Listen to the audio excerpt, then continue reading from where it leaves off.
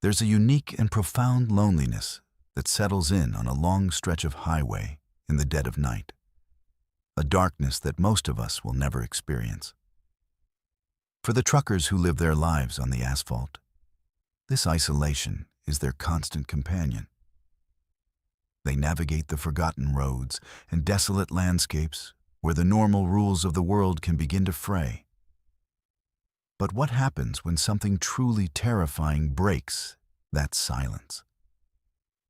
Here at Verified Fears, we've compiled the most chilling, authentic accounts from drivers who have stared into that darkness and seen something stare back. Before we journey into these 11 most disturbing true trucker horror stories, make sure you hit that subscribe button and turn on notifications, because you won't want to travel these roads alone. The rain wasn't just falling, it was clinging. Dale had been a long-haul trucker for 27 years, and he'd learned that there were a dozen different kinds of rain. There was the angry, percussive kind that hammered on the roof of his cab like a drum solo. There was the soft, misty kind that felt more like driving through a cloud than a storm. This, however, was the worst kind.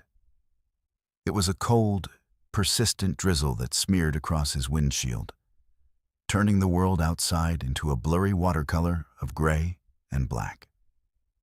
It was the kind of rain that seeped into your bones and made the endless miles of Oregon's Highway 26 feel even more desolate than usual. He'd been pushing for 12 hours straight, fueled by lukewarm coffee and the monotonous drone of the tires on wet asphalt. The world had shrunk to the twin beams of his headlights, cutting a swath through the oppressive darkness and the rhythmic slap, slap, slap of the wipers. It was a hypnotic, lonely existence, a bubble of warmth and light moving through an ocean of cold nothingness. He was thinking about a hot meal, a dry bed, and the familiar comfort of a truck stop when a flicker of movement at the edge of his vision broke the trance. There, standing on the narrow shoulder, was a figure. It was a young woman, barely more than a girl, with long, dark hair plastered to her face by the rain. She wore a simple, thin dress that looked utterly inadequate for the weather, and she held her arms wrapped around herself, though she wasn't shivering. She just stood there, a pale, static image in the swirling mist, her thumb half-heartedly extended. Every instinct Dale had honed over nearly 3 decades on the road screamed at him to keep going. You don't stop. Not at this hour, not in the middle of nowhere, and certainly not for a lone figure who seemed to have materialized out of the fog itself. The stories truckers told were full of cautionary tales, of traps, of robberies, of things far worse. Yet there was something about her that made him hesitate. It was the profound stillness of her posture, the way she seemed less like a person in distress and more like a part of the sorrowful landscape. He imagined his own daughter, who was about her age, stranded and alone in the cold. The thought was a sharp pang in his chest. Against his better judgment, he felt his foot ease off the accelerator. The air brakes hissed, a long, mournful sigh that cut through the night. He pulled the rig over about 50 yards past her and watched in his side mirror as she walked toward the passenger door, her steps strangely unhurried. She didn't run to escape the rain. She moved with a placid grace that was deeply unsettling. He leaned over and pushed the door open. "Get in," he grunted, trying to sound gruff and intimidating, a defense against his own foolishness. "Get out of this miserable weather." She slid onto the passenger seat without a word. A wave of cold air entered the cab with her, a damp, earthy smell like wet leaves and freshly turned soil. It was a chill that had nothing to do with the outside temperature. It was a deep, penetrating cold that made the hairs on Dale's arms stand on end. He cranked the heater up, but the feeling didn't subside. "Thank you," she said. Her voice was soft, barely a whisper above the hum of the engine. It was a clean, clear sound, like tiny bells. "Ain't no place for a young lady to be out here on a night like this," Dale said, putting the truck in gear and pulling back onto the highway. "Where you headed?" "Just up the road a ways," she replied, her gaze fixed on the rain-streaked windshield. "Number 14, Black Creek Lane." Dale frowned. He knew this route like the back of his hand. He'd driven it hundreds of times. "Can't say I've ever heard of a Black Creek Lane around here."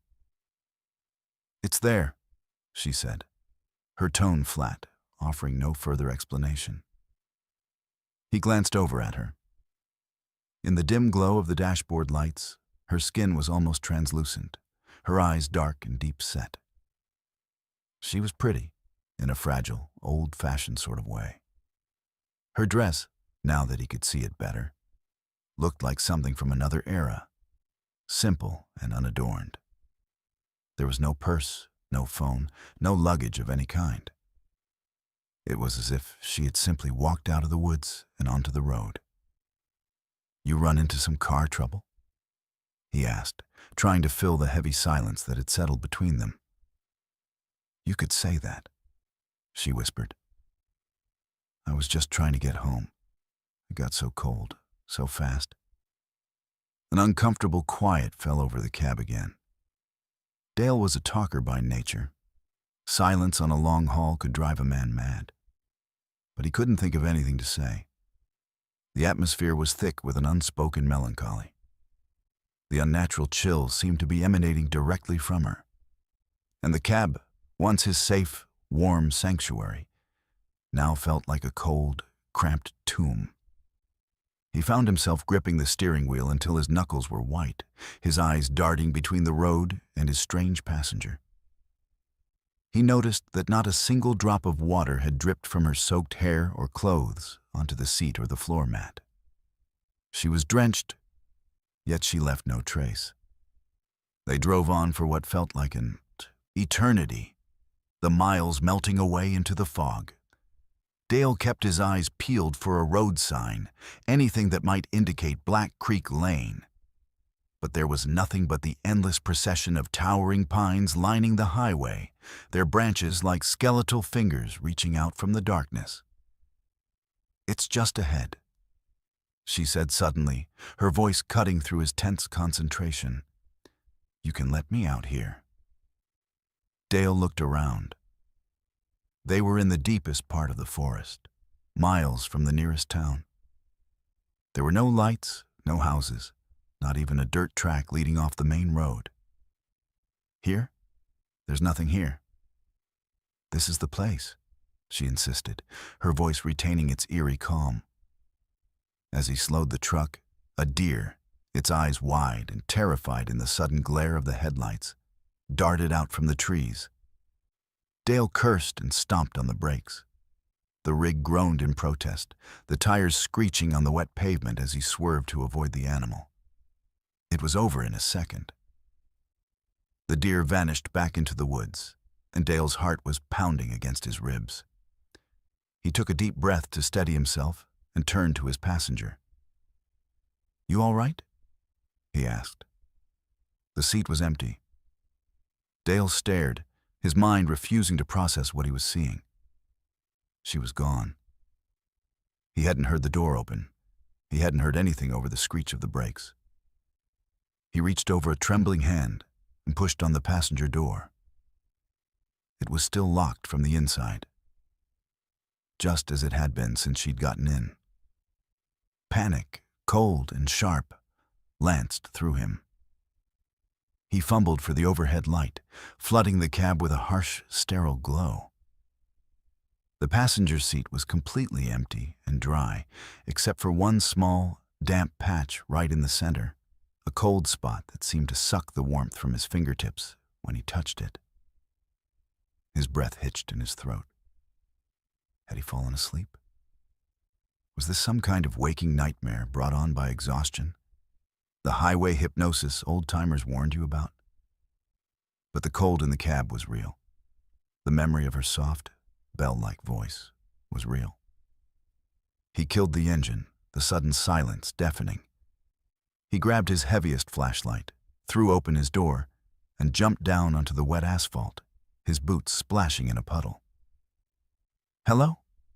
he yelled, his voice sounding small and thin against the vast, silent forest.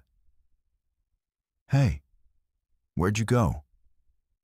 He swept the powerful beam of the flashlight across the road into the dense wall of trees. The light cut through the rain and fog, illuminating nothing but glistening leaves and dark, dripping branches.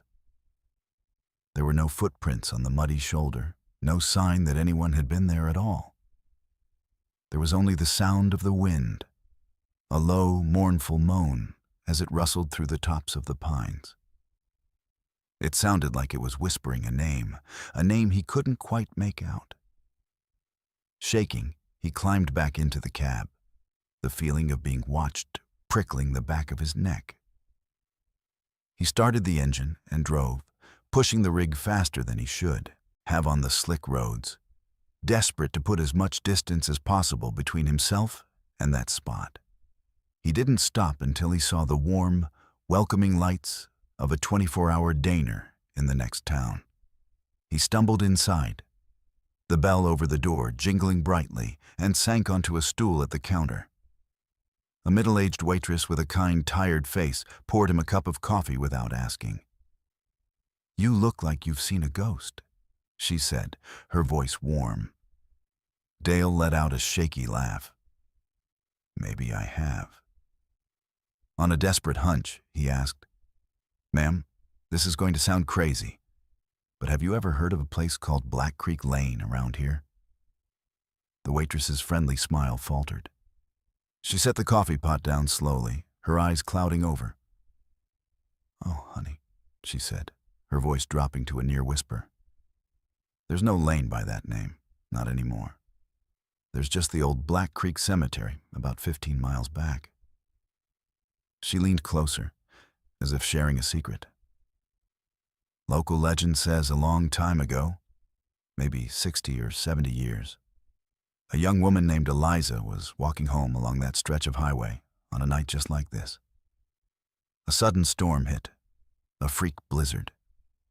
She froze to death before she could make it home. They say she still walks that road when the weather turns bad, trying to flag down a ride, forever trying to finish her journey." The coffee cup trembled in Dale's hand. The blood drained from his face.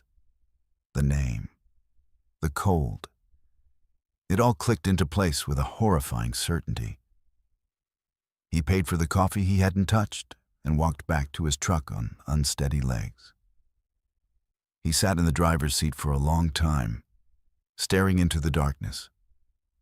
The cab didn't feel like his own anymore. It felt violated, haunted by the memory of his silent passenger. Finally, with a deep, shuddering breath, he started the engine. As he pulled out of the parking lot and back onto the lonely highway, the wind picked up, swirling around the cab. And carried on that wind, as clear and close as if she were sitting right beside him, he heard a soft, ethereal whisper. "Thank you for the ride. Let's move to our second story." Frank's body ached with a familiar, dull throb that had become the soundtrack to his life on the road. It was the ache of too many hours spent in the same position, of cheap coffee and greasy diner food, of sleep caught in 2-hour increments. He was somewhere deep in the flat, featureless plains of Nebraska, where the sky was a vast, starless void, and the land was just a darker shade of black.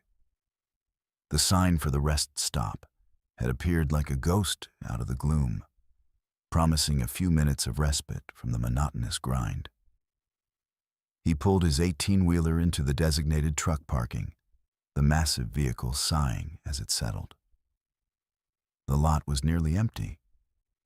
There was one other rig parked at the far end, its cab dark and silent, and a beat-up sedan with out-of-state plates near the squat, concrete bathroom building. The place was bathed in the sickly orange glow of a few buzzing sodium lamps that did more to create shadows than to dispel the darkness. He killed the engine, and the sudden silence was immense, broken only by the distant hum of the highway and the ticking of his cooling engine. For a moment, he just sat there, letting the exhaustion wash over him. Rule number 1 of the road: never push when you're tired. It's how mistakes happen. This was just a routine stop. Stretch the legs, check the tires, maybe grab the thermos from behind the seat. He'd done it 1,000 times before. As he swung the heavy door open and his boots hit the cracked asphalt, his gaze swept the area out of habit. You always check your surroundings. He scanned the empty picnic tables, the dark line of trees that marked the edge of the property, the other silent vehicles, and that's when he saw it. At the very edge of the light, cast by his own truck, standing near the tree line, was a shape. It wasn't distinct, more like a patch of darkness that was somehow darker than the surrounding night.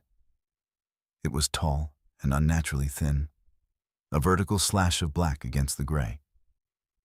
Frank squinted, his road-weary eyes trying to make sense of it. A tree trunk? A weirdly shaped sign he'd never noticed before? It was probably nothing. Just a trick of the light, his tired mind playing games. He shook his head, dismissing it, and began his walk around. He kicked each of the 18 tires with the steel toe of his boot. The familiar, solid thud, a comforting ritual. He checked the seals on his trailer, ran a hand along the cool metal, his mind already drifting to the delivery schedule, the logbook, the miles still ahead. But a strange, prickling sensation crawled up the back of his neck. The feeling of being watched. It was a primal instinct he'd learned to trust over the years. He stopped his inspection and slowly looked back toward the tree line. The shadow was still there. It hadn't moved an inch. Yet, Frank felt a cold knot tighten in his stomach. It seemed clearer now, more defined. He could almost make out the suggestion of a head and shoulders, a slender, elongated form that was distinctly man-like, but wrong in its proportions. Just a tree, he muttered to himself, his voice sounding loud in the quiet lot. He was tired. That's all it was. He'd seen stranger things in the dead of night. Still, he found himself walking a little faster, his routine feeling less like a ritual and more like a nervous habit. He finished his check and climbed back into the relative safety of his cab, the door shutting with a solid, reassuring thud. He locked it. He never locked the door at a rest stop. He reached for his thermos of coffee, but his hand paused. His eyes were glued to the passenger side mirror. From this new angle, he could still see the spot where the shadow had been. It was there, and it was closer. It was no longer at the tree line. It was standing in the open now, halfway between the woods and his truck. It was still just a silhouette, a void in the shape of a man. But there was no mistaking it. It had moved. It had moved while his back was turned. Frank's heart began to hammer against his ribs. This wasn't right.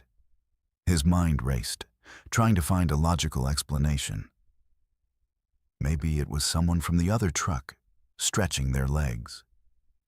But why would they just stand there, in the dark, perfectly still? And why did they look like that? There was no substance to the figure, no reflection of the orange lamps on clothing or skin. It was pure, absolute black. He felt a surge of anger, an emotion that was easier to handle than the cold dread seeping into his bones. Was someone trying to mess with him? Some local kids looking for a thrill? "All right, you son of a bitch," he whispered, his hand reaching for the switch for his high beams.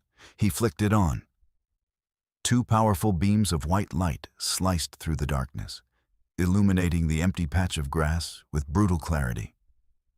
There was nothing there. Not a person, not a tree, not a sign. Just overgrown weeds and a discarded fast food bag that danced in the sudden light. Frank stared, his breath held tight in his chest. He had seen it. He knew he had. He flicked the high beams off. The moment the world plunged back into the dim orange glow, it was back. And it was closer still. A choked gasp escaped his lips. It was now at the edge of the parking lot, standing on the asphalt, not 20 yards from his passenger door. It was as if the light had no effect on it, as if it existed in a different layer of reality, visible only in the shadows. He could see its form more clearly now. Impossibly tall, maybe 7 or 8 feet, with limbs that were too long, too thin. It had no discernible features, just a flat, light-absorbing silhouette. The paranoia hit him like a physical blow. He wasn't tired. He was losing his mind. This is what it felt like. The years of solitude, the endless miles. They had finally broken something inside him. He squeezed his eyes shut, rubbing them hard with the heels of his hands until he saw spots. He was hallucinating. He had to be. He took a slow, deep breath and opened his eyes, forcing himself to look away, to focus on the interior of his cab. The familiar worn dashboard, the photo of his wife and kids taped to the sun visor, the faint smell of stale coffee and diesel. This was real. He dared a glance back at the mirror. It was still there. It had taken another step and another. It wasn't walking. It was just appearing closer each time he looked. A slow, silent, horrifying advance. Frank's hands trembled as he fumbled for the ignition key. The engine roared to life, a violent, desperate sound in the suffocating silence. He wasn't going to stay here.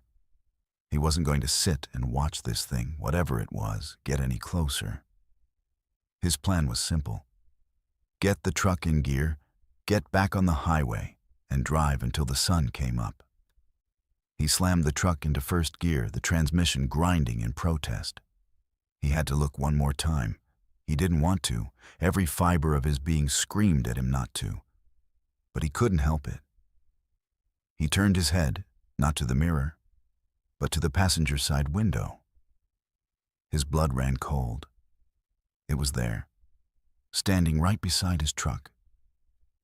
Its head was level with the top of the window, a featureless black oval that seemed to drink the light from the cab. He could have reached out and touched it.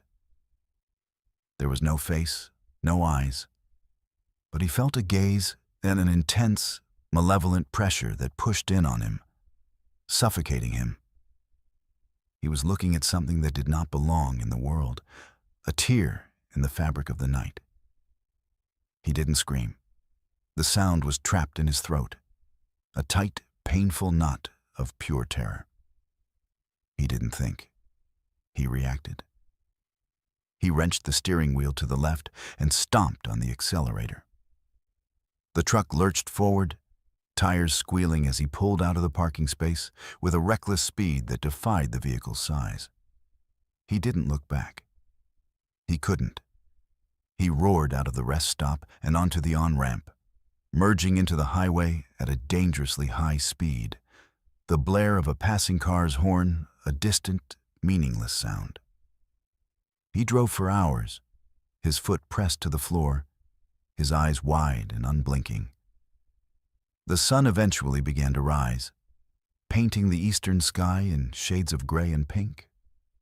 But it brought no comfort. The darkness of the rest stop had followed him. It was inside him now. Every shadow on the side of the road looked like a tall, thin figure. Every flicker of light in his rearview mirror made his heart leap into his throat. Frank never stopped at a rest stop at night again. He'd drive until he was on the verge of collapse, pulling over only at brightly lit, bustling truck stops packed with other drivers. But even then, in the noise and the light, he never felt safe. He knew that what he saw was real, and he knew that it was still out there, in the lonely, forgotten places of the night, standing perfectly still, just waiting. A shadow that, once seen, could never be unseen. Let's move to our third story. The CB radio was more than just a piece of equipment for Kevin. It was a companion. For a man who spent 20 days a month traversing the loneliest highways in America, the crackle and hiss of the radio was a comforting presence. It was a lifeline, a smoke signal in the vast, empty wilderness of the open road. It was the sound of other people, other lives, a constant reminder that he wasn't entirely alone out there. But on this particular night, cutting through the heart of the Nevada desert on U.S. Route 50, dubbed the loneliest road in America, that comfort was about to curdle into a unique and terrifying form of dread. The night was absolute. The moon was a sliver, offering no real light, and the stars were a cold, distant spray against a canvas of pure black. The desert stretched out on all sides, a silent, sleeping beast under the night sky. Kevin's headlights were the only things that existed in this world, carving a tunnel of reality through an endless void. He'd been on the road for 10 hours, and the hypnotic rhythm of the drive had settled deep into his bones. He took a sip of stale, lukewarm coffee and reached over to adjust the squelch on his CB, hoping to catch a stray bit of chatter. Usually, this deep in the basin, there was nothing. You were in a dead zone, too far from any town or major route to pick up a signal. Tonight was no different. The speaker emitted a steady, soft hiss of static, the sound of an empty universe. It was a lonely sound, but a familiar one. He left it on, the white noise a preferable alternative to the deafening silence of the cab. He drove for another hour, the only change in the landscape being the occasional, ghostly shape of a yucca plant flashing in his high beams. Then, a crackle. It was sharp and loud, making him jump in his seat. It wasn't the usual pop of interference. It was followed by a sound like a long, slow exhale, a breathy whisper that seemed to curl out of the speaker and hang in the air. Where the road gets thin. The voice was distorted, a low, gravelly whisper buried under layers of static, as if it were being broadcast from the bottom of a well. Kevin frowned, fiddling with the dial. It was probably just a skip, a freak atmospheric event bouncing a signal from hundreds of miles away. Still, it was unnerving. The words were so clear, yet so strange. He was about to dismiss it when it came again, a little clearer this time. No water, just salt and bone. A chill traced its way down Kevin's spine. This wasn't trucker talk. There was no 10-4 or good buddy. It was poetic, almost biblical, and deeply unsettling. He grabbed the mic. Anyone on this channel? You're coming in broken? He said, his own voice sounding foreign and loud. The only reply was the soft hiss of static. He waited, his hand hovering over the mic. Nothing. He shook his head. His mind was playing tricks on him. Sleep deprivation was a hell of a drug. He took another swig of coffee and tried to focus on the road. 20 minutes later, the radio crackled to life again. This time, it was a different voice, higher pitched, almost like a child's, but with the same distorted, watery quality. The rabbit is in the box. The rabbit is in the box. It repeated the phrase 3 times, each repetition sounding more frantic than the last. The rabbit is in the box? Kevin whispered to himself. He was hauling a sealed container of machine parts from Sacramento to Salt Lake City. There was no rabbit. It was nonsense. But the sheer panic in the disembodied voice made his skin crawl. "This is KW542, northbound on 50, he said into the mic, his voice tight. "Who's on this channel? What's your 20? The childlike voice stopped abruptly. It was replaced by the first voice, the low, gravelly whisper. "We see you, KW542. We see the Sandman." Kevin's blood turned to ice. KW542 was his call sign, one he hadn't used in years. And the Sandman. That was his handle, his road name. Only old-timers and his closest friends on the road knew that name. No one used handles anymore, not really. How could anyone out here in the middle of this dead zone know his name? Panic began to bubble in his chest. He reached to turn the CB off, his fingers fumbling for the volume knob. Before he could touch it, a third voice came through. It was a woman's voice, calm and melodic, but it had the same ethereal, distant quality as the others. "He's reaching for the dial. He doesn't like our song." Kevin snatched his hand back, as if the radio were red hot. They knew what he was doing. They were watching him. He frantically scanned the darkness outside, the empty desert, the road behind him in his mirrors. There was nothing. No headlights, no other trucks, just the infinite, oppressive blackness. He was completely alone. "Who is this?" he yelled into the cab, not even bothering with the mic. "What do you want?" the gravelly voice answered, a dry chuckle crackling through the speaker. "We want to talk. It's been so long. So lonely out here." "Tell us about the coffee, Kevin. Is it cold yet?" He looked down at the cup in his hand. His name. They knew his name. A wave of nausea washed over him. This wasn't a prank. This wasn't a signal skip. This was something else. Something impossible and malevolent. The cab of his truck, once his fortress of solitude, now felt like a cage, and these voices were in it, with him. "Tell us about your daughter," the woman's voice cooed. "Does she still like to draw pictures of horses?" A strangled sob escaped Kevin's throat. His daughter, Sarah, was 7. Her room was covered in her crayon drawings of horses. How could they know that? He had never spoken of her on the radio. He kept his road life and his home life completely separate. He slammed his fist on the dashboard. "Leave me alone." The child's voice began to giggle, a horrible, distorted sound that seemed to twist and echo inside the small space. "He's scared. The Sandman is scared of the dark." He grabbed the entire CB unit, yanking it with all his strength. Wires sparked and tore, but the voices didn't stop. They continued to pour from the dangling speaker, no longer connected to the main console. It was impossible. The unit had no power, yet it was alive.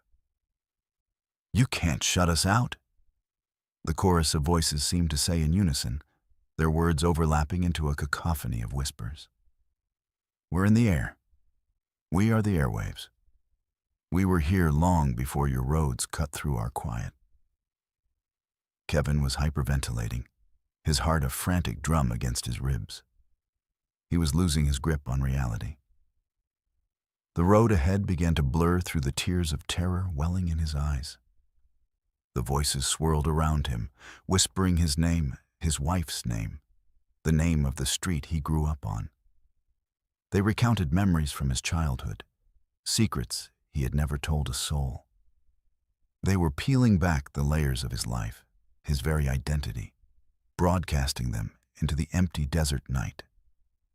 He felt like his mind was being dissected by these unseen, all-knowing entities. They weren't just watching him. They were inside his head. Then, as suddenly as it began, it stopped. One moment, The cab was filled with the torment of the whispering voices. The next, there was only the hum of the engine and the rumble of the tires. The dangling speaker was silent. The oppressive, watchful feeling had vanished, leaving behind a ringing silence that was somehow more terrifying than the noise had been. Kevin looked up. Ahead of him, the first faint glow of dawn was touching the horizon, a thin line of purple and orange that pushed back against the suffocating darkness. At the same time, he saw the distant, twinkling lights of a town. He had crossed some invisible threshold.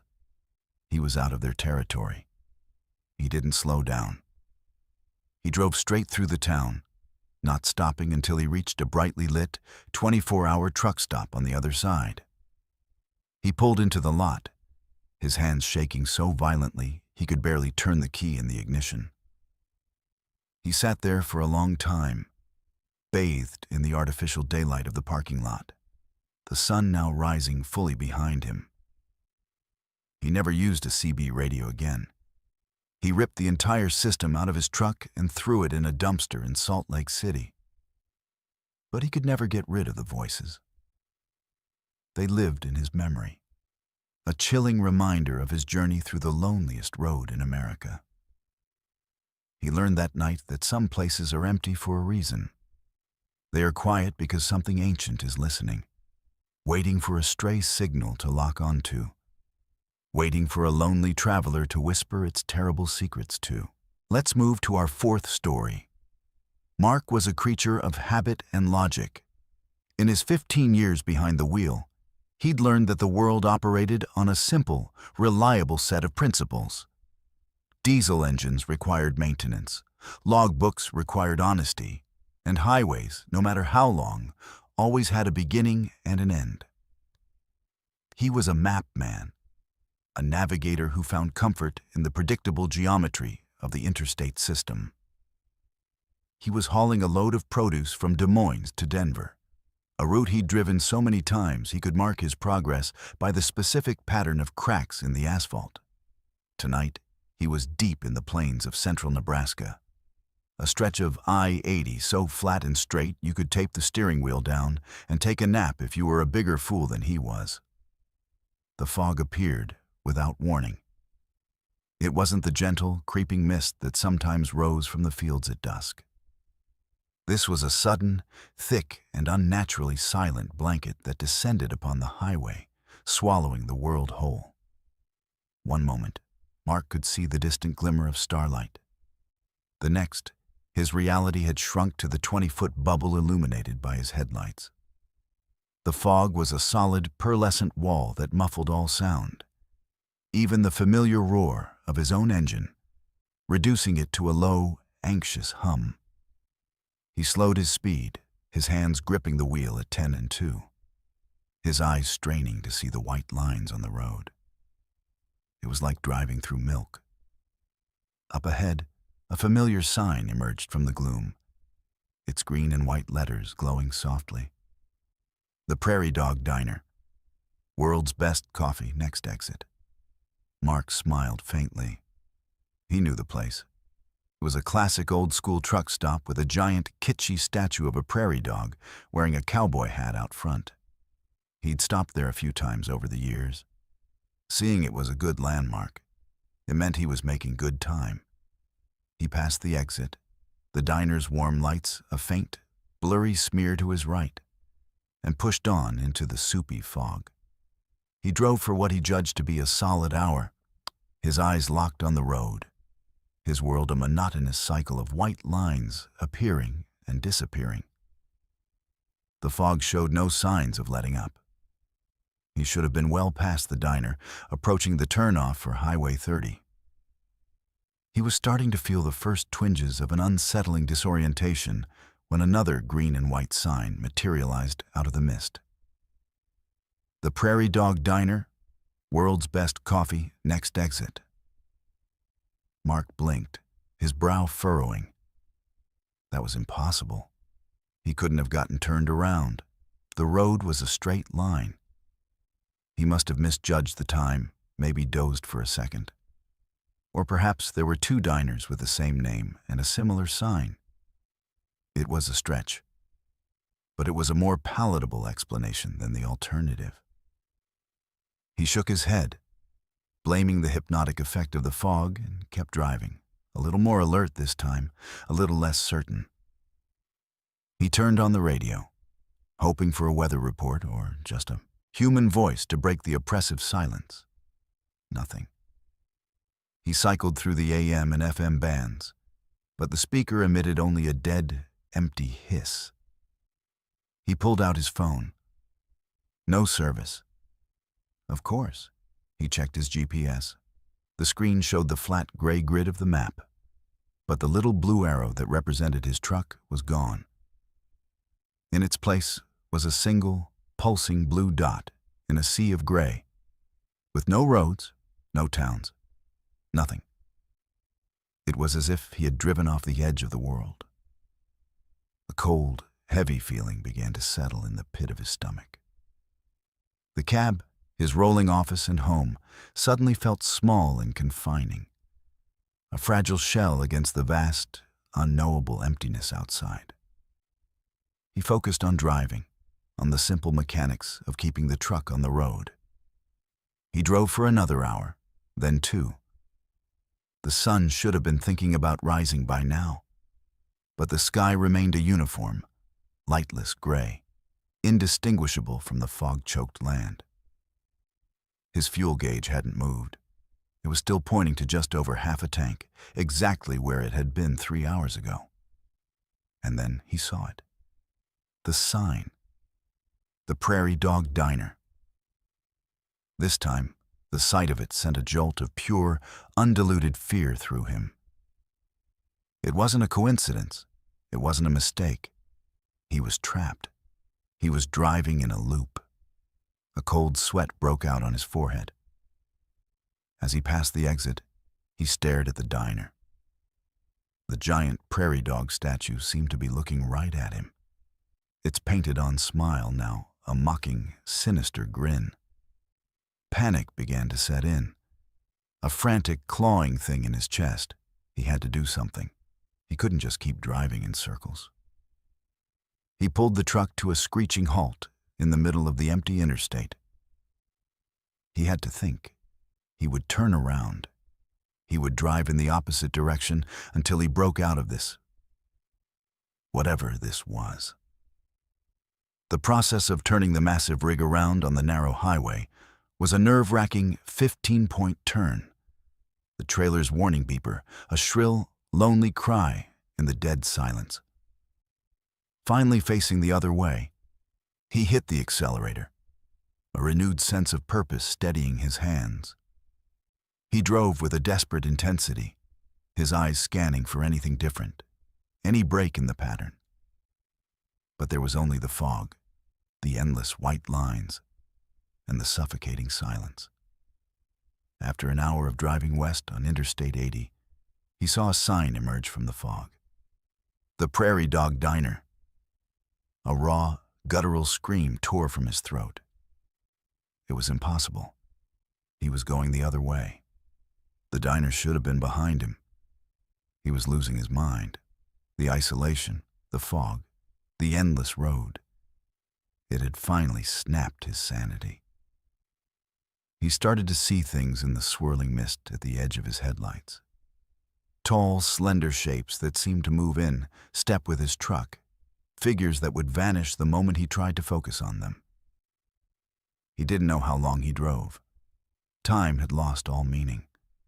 It was just a continuous, unending present of fear and confusion. He was a ghost in a ghost machine, haunting a stretch of highway that existed outside of time. He passed the diner again and again. Each time, it seemed a little more decayed, a little more menacing. The lights in the windows flickered and died. The prairie dog statue was covered in what looked like moss and vines, its cheerful face peeling away to reveal a dark, rotting wood beneath. He was broken. He slumped over the wheel, tears of pure despair and terror streaming down his face. He didn't care anymore. He just kept his foot on the pedal, his mind a numb, buzzing void. He was part of the road now, another one of its ghosts. As the Prairie Dog Diner sign appeared for the 10th, or maybe the 100th time, he noticed something had changed. The letters were different. They were twisted, rearranged. It no longer said, "World's Best Coffee." It said, "The world ends here." Something inside him snapped. It was a final, primal instinct for survival. With a roar of defiance, he swerved the truck, aiming it directly at the exit ramp. He wasn't going to pass it again. He was going to the diner. He didn't know what he would find, but it had to be better than this endless purgatory. He thundered down the ramp, his truck groaning in protest. The moment his tires left the interstate and hit the exit ramp, the fog vanished. It didn't thin or dissipate. It evaporated in an instant. He was bathed in the brilliant, blinding light of the midday sun. He slammed on the brakes, his truck skidding to a halt. He looked around, his heart pounding. He was on the side of Interstate 80, on the shoulder of the westbound lane. The sky was a brilliant, cloudless blue. The air was warm. He looked at his dashboard clock. It was 1:30 in the afternoon. He had lost nearly 12 hours. He looked back toward the exit. There was no diner. There was no statue. There was nothing but an old, dilapidated billboard, its message faded by years of sun. All he could make out was a single word: welcome. He looked at his fuel gauge. It was almost on empty. Mark sat there for a long time, the familiar world feeling alien and fragile. He was free. But a part of him was still back there, in the fog, on that impossible stretch of road. He had driven on a highway that never ended, a place where the rules of the world didn't apply. And he knew, with a certainty that would haunt him for the rest of his days, that the road would be waiting for him if he ever passed that way again. Let's move to our 5th story. Sal was not a man given to flights of fancy. He was a 40-year veteran of the road, a stout, practical man with a network of wrinkles around his eyes that spoke of countless sunrises and a million miles of asphalt. He'd heard every ghost story, every urban legend the truck stops had to offer, and he dismissed them all with a cynical grunt. The real monsters, he always said, were black ice, blown tires, and the fool in the RV who didn't understand how long it took 18 wheels to come to a stop. His world was one of mechanics, logistics, and tangible dangers. But as dusk began to bleed across the sky, painting the rolling hills of West Virginia in shades of bruised purple and orange, Sal was about to encounter a threat that was terrifyingly real, yet maddeningly inexplicable. He was navigating the winding 2-lane blacktop of Route 33, a road that coiled through the ancient dark woods of the Appalachians like a serpent. It was a lonely stretch, far from the bright, sterile uniformity of the interstate. Here, the trees crowded the road, their branches interlocking overhead to form a dense canopy that deepened the twilight prematurely. It was the kind of road where you could drive for an hour and not see another soul. Which is why he noticed the car immediately. It appeared in his rearview mirror as he came out of a sharp turn, a pair of headlights that seemed to materialize out of the gloom. He didn't think much of it at first. It was probably a local, impatient to get around his slow-climbing rig. He kept a steady pace, expecting the car to whip out and pass him on the next straightaway. But it didn't. It just stayed there, a constant presence in his mirror, maintaining a distance of about 50 feet. After 10 minutes, Sal started to get annoyed. The driver was tailgating him, their headlights a persistent, irritating glare. "All right, buddy, come on," he muttered, tapping his brakes lightly, a universal signal to back off. The car's headlights dipped for a moment as it slowed, but then it crept right back up to its previous position, a leech on his bumper. Sal sighed, a mix of frustration and resignation. He found a short, straight stretch of road and slowed down, hugging the shoulder to give the car plenty of room to pass. It was a clear invitation. The car pulled into the oncoming lane, and Sal prepared for the roar of its engine as it sped by. Instead, it just stayed there, driving parallel to his cab for a few seconds before tucking back in behind him. A prickle of unease ran down Sal's neck. That was strange. Not just impatient, but weird. He glanced at his rearview mirror again, trying to get a look at the driver. The car was a junker, an older model sedan, maybe a Ford Taurus or something similar, its color lost in the deepening twilight. The windshield was grimy, and the driver was just a vague silhouette. Sal squinted, trying to make out a face, a hat, anything. And then he saw them. The eyes. Through the dirt and the glare, he could see a pair of eyes staring directly at him. They were wide, unblinking, and seemed to catch the light from his own dashboard in a way that was unnatural. He couldn't see the rest of the face. Not the nose, not the mouth. Just the intense, unwavering stare. It was a look of such focused, predatory stillness that Sal felt a jolt, as if a circuit had been completed between them. He quickly looked away, his heart suddenly beating a little faster. He told himself he was imagining things. It was the light playing tricks, his mind filling in the blanks. But he couldn't shake the feeling. The car behind him was no longer just a vehicle. It was an entity, and its eyes were boring into the back of his head. For the next half hour, they continued this silent, unnerving dance. Sal would speed up, and the car would speed up, its headlights clinging to him like iron filings to a magnet. He would slow down, and the car would slow down, never passing, never falling back. It was a perfect, terrifying mimicry. The road was getting darker, the woods on either side a solid wall of black. The feeling of isolation, usually a comfort to Sal, was now a source of mounting dread. There was no one else out here, no witnesses, no help. His practical mind scrambled for a rational explanation. Was it a cop in an unmarked car, waiting for him to make a mistake? No, a cop would have pulled him over by now. Was it road rage? He hadn't cut anyone off or done anything to provoke another driver. It had to be a prank, some local kids with a twisted sense of fun. But the intensity of that stare, it didn't feel like a prank. It felt like a hunt. He decided to force the issue.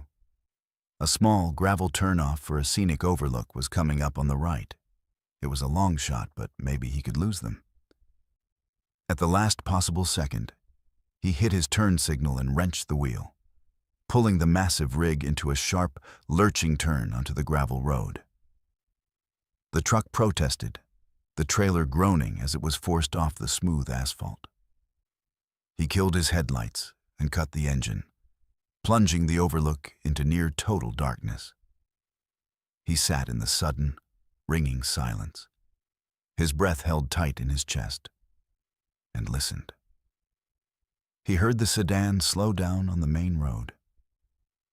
He saw its headlights sweep past the entrance to the overlook and continue down the highway. A wave of relief washed over Sal, so powerful it made him feel dizzy. It worked. They were gone. He had been overreacting, letting the lonely road get to him. He let out a shaky breath and was about to restart the engine when he heard a sound that made his blood run cold. The crunch of tires on gravel. The sedan hadn't driven on. It had stopped just past the entrance, killed its own lights, and was now slowly, quietly, rolling into the overlook after him. the relief was replaced by a surge of pure, cold terror. This was not a game. This was deliberate. He saw the car's dark shape slide to a stop, about 100 feet away, blocking the only exit. He was trapped. He fumbled for his phone, his thick fingers clumsy with adrenaline. No service. The words mocked him from the screen. He was alone with them. He flicked on his high beams, flooding the small lot with brilliant, blinding light. The sedan was just sitting there, its engine a low, menacing idle. He still couldn't see the driver through the grimy windshield, but he didn't need to. He could feel those eyes on him, a palpable, malevolent pressure. He laid on his air horn, the deafening blast echoing through the silent mountains.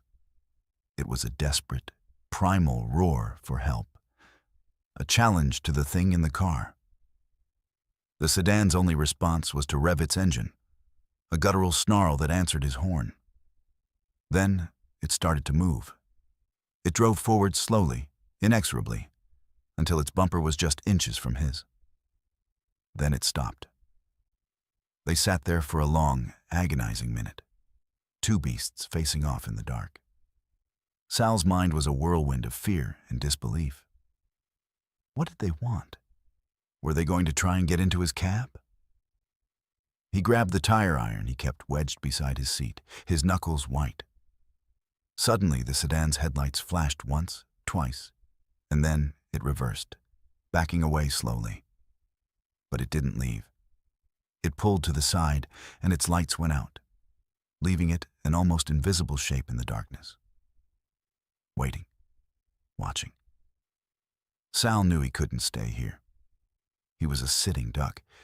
His only advantage was the size and power of his rig. He had to get back on the road. He took a deep breath, slammed the truck into gear, and hit the accelerator, aiming for the exit. He expected the car to try and block him, to ram him. It did nothing. It just sat there, letting him go. As he pulled back onto the highway, his heart pounding, he thought it might be over. But as he looked in his mirror, the sedan's headlights flicked back on, and it pulled out of the overlook, falling into its familiar, menacing position right behind him. The game wasn't over. It had just entered a new, more terrifying phase. They hadn't trapped him in the overlook to attack him. They had trapped him to show him that they could. The fear was gone, replaced by a cold, hard anger. Sal was done being the prey. He drove for another mile, his eyes darting between the road and the mirror. He saw his chance up ahead, a narrow, single-lane bridge over a deep ravine.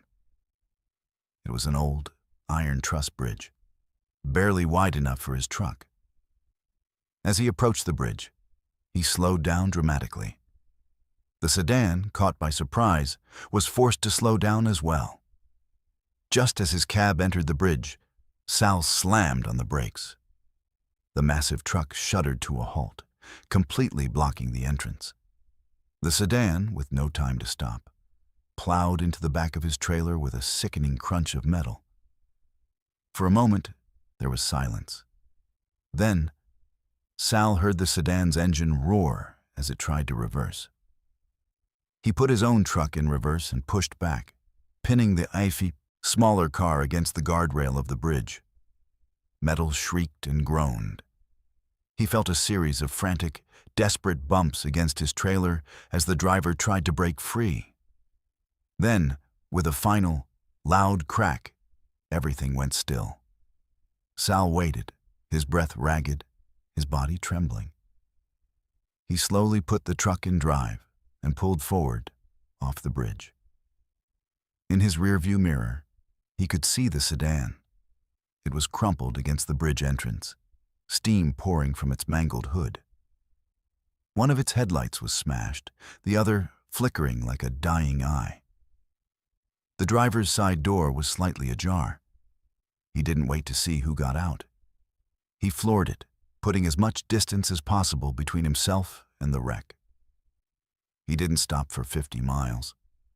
Not until he pulled into the bright, crowded lot of a massive travel center. He stumbled out of his cab on shaky legs and went to inspect the back of his trailer. The rear bumper was dented, but otherwise, the truck was fine. As he ran his hand over the damage, his fingers brushed against something stuck in the twisted metal. It was a small piece of paper, folded and wedged into a crack. His heart hammering, he pulled it out and unfolded it. It was a child's drawing, done in crayon. It depicted a big truck on a road, and behind it, a small, crudely drawn car. In the windshield of the car, 2 large black circles were scribbled in for eyes. Underneath the drawing, in messy block letters, was a single, chilling word. Soon. Let's move to our 6th story. The job offer had come not through a dispatcher or a corporate load board, but through a hushed phone call from a guy who knew a guy. Ray's rig was on the verge of repossession, and the medical bills for his wife were stacked on his kitchen table like a monument to his own failure. He needed a miracle. The man on the phone didn't offer a miracle. He offered a solution wrapped in a thick wad of cash. The job was simple. Pick up a sealed container in a forgotten warehouse district in Gary, Indiana, and drive it nonstop to a dusty, unmarked airstrip in the middle of the Arizona desert. There were only 2 rules. No questions asked, and under no circumstances was he to break the seal on the container. The 2 men who met him at the warehouse were the kind of men who didn't smile. They were built like refrigerators, with flat, emotionless eyes that seemed to absorb the light. They paid him half up front, the crisp $100 bills feeling heavy and dirty in his hand. They watched as the container, a standard 20-foot steel box, was loaded onto his flatbed. It was rust-streaked and nondescript, but the door was sealed in a way Ray had never seen before. It wasn't just padlocked. It was secured with a series of thick, industrial-looking bolts and a heavy iron bar that had been welded into place. The manifest says machine parts. One of the men grunted, handing him a clipboard.